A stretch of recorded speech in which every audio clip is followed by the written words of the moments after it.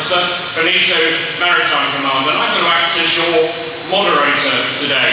I haven't had the chance to meet you all yet, but you've got a range of speakers, some of them you've heard from already, who can cover everything from the grand strategic to the operational level.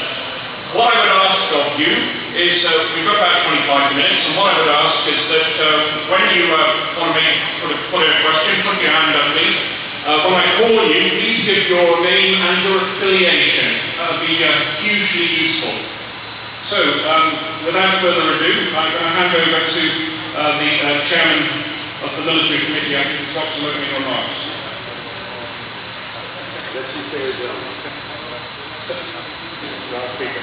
Hi. Sorry, Deputy Secretary General, His Excellency Sandy Vershbow. Okay, good morning. First of all, let me thank the Italian government and the captain and crew of the CAVOUR for hosting all of us here today, the North Atlantic Council and the NATO Military Committee. And it's a great pleasure to be here out of the office in Brussels and on the sea. And it's both a pleasure and a privilege to see NATO's naval forces in action. This exercise is called Brilliant Mariner, and it's a brilliant example of the flexibility and the complexity of NATO's forces.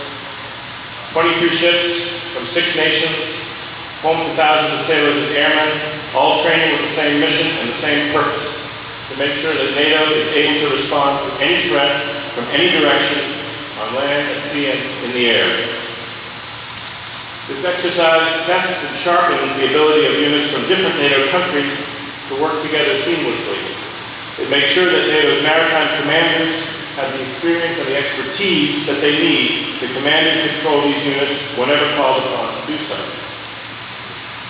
And it makes sure that the NATO Response Force, our Rapid Reaction Corps, has the sea power it needs to be able to defend any ally, to deploy anywhere, and to deal with any threat.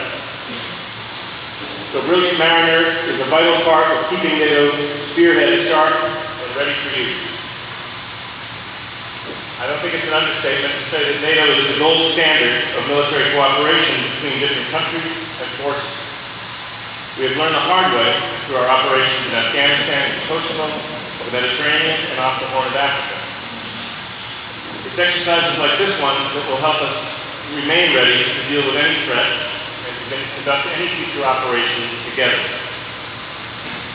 That's why NATO has launched the Connected Forces Initiative, CFI, to increase the number and scale of multinational exercises in the years to come. To make sure that our forces are always ready to deploy side by side, and if necessary, to fight side by side. So this exercise is an example of things to come.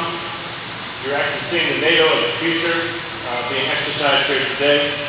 And with that, all of us here are ready to field your questions. Yes, absolutely.